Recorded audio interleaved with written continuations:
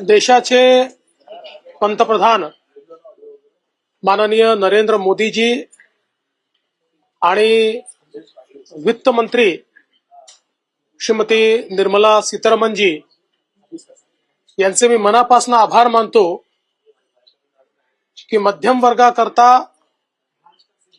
एक dream budget त्यांनी दिलेलं आहे आणि अपेक्षेपेक्षा अधिक म्हणजे इन्कम टॅक्सची लिमिट थेट 7 लाखावरनं 12 लाखापर्यंत नेलेली आहे।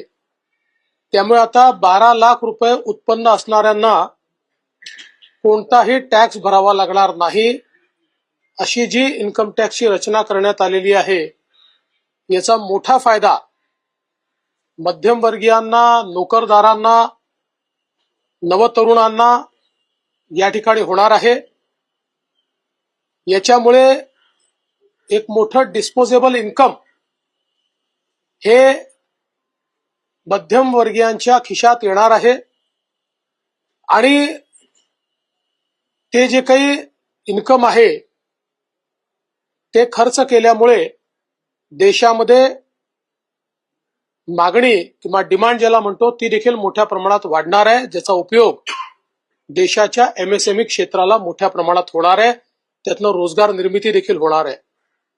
त्यामुळे मला असं वाटतं की या अर्थसंकल्पामध्ये अतिशय बोल्ड स्टेप ज्याला आपण म्हणू शकतो, अतिशय धीरानं घेतलेला अशा प्रकारचा हा निर्णय निश्चितपणे भारताच्या आर्थिक इतिहासातला मैलाचा दगड ठरेल असं माझं मत आहे। यासोबत विशेषतः शेती क्षेत्रामध्ये 100 जिल्हे आयडेंटिफाय करून त्याच्यामध्ये शेती विकासाची मोठी योजना राबवण्याचा निर्णय असेल किंवा नवीन पल्सेस मिशन असेल, पहिल्यांदा केंद्र सरकारने घोषणा केली आहे की तेलबियांच्या संदर्भात जी काही व्हॅल्यू चेन तयार होईल त्याच्यामध्ये 100% खरेदी केंद्र सरकार करणार आहे आणि हमीभावाने करणार आहे। त्यामुळे निश्चितच शेतकऱ्यांना अधिक उत्पादन मिळण्याकरता, अधिक पैसे मिळण्याकरता त्याचा एक मोठा फायदा होणार आहे। मासेमारी करणाऱ्यांकरता देखील जी काही क्रेडिट लिमिट 3 लाखाची होती ती 5 लाख बिनव्याजी करण्यात आलेली आहे, ज्याचा फायदा मोठ्या प्रमाणात होईल।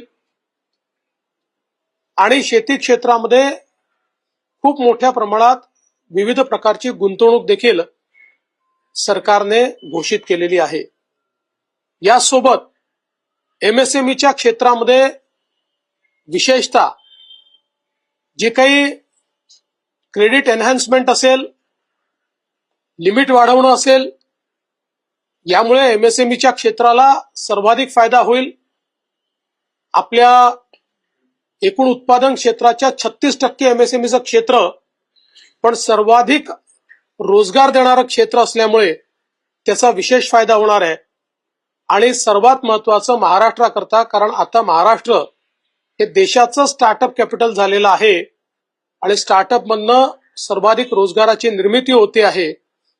त्या स्टार्टअप करता 20 कोटी रुपयापर्यंत त्या ठिकाणी जी काही क्रेडिट लिमिट तयार करण्यात आलेली आहे याचा आमच्या नवतरुणांना आणि स्टार्टअप्सला खूप मोठ्या प्रमाणात फायदा होणार आहे। इन्फ्रास्ट्रक्चरच्या क्षेत्रामध्ये नवीन इन्फ्रास्ट्रक्चर पाईपलाईन तयार करण्यात आलेली आहे।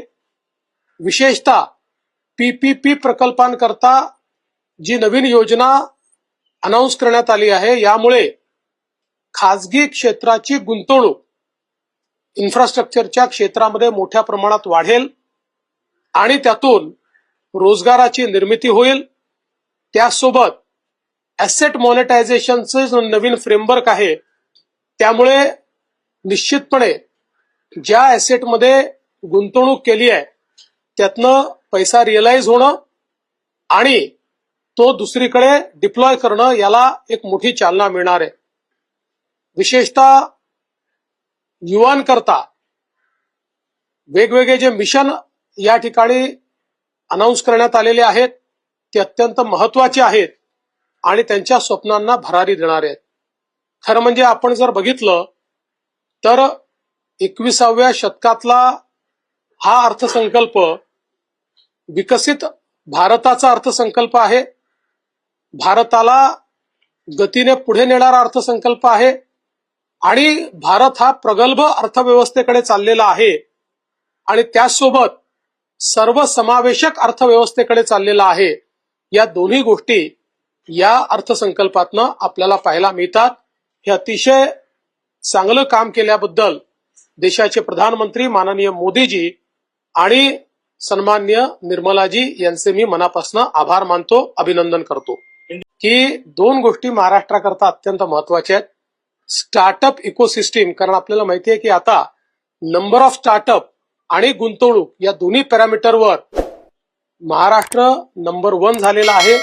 त्यामुळे स्टार्टअपच्या ज्या योजना सुरू केलेल्या आहेत त्याचा मोठा फायदा हा आपल्या महाराष्ट्राला मिळणार आहे. आणि दुसरं, हे जे 50 वर्षाचं बिनव्याजी इन्फ्रास्ट्रक्चर लोन आहे, आपण जर गेले 3 वर्ष बघितले तर सर्वात जास्त याचा फायदा हा महाराष्ट्राला झालाय. याही वर्षी याचा सर्वाधिक फायदा महाराष्ट्रच घेईल.